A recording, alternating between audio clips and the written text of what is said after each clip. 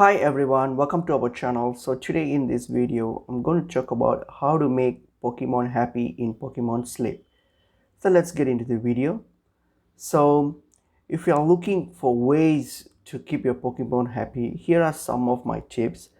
So what happens is Pokemon rest as soon as the player, which is you, falls asleep. So this will increase their stamina for the next working day.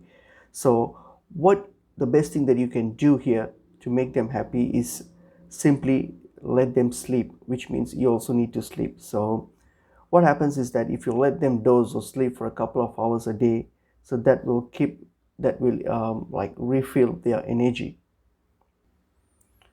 so that helps to refill their energy. So as you know, like Pokemons, they do get tired from gathering berries and other ingredients, so they need to recharge their energy to raise their mood, and the best way to do this is to sleep.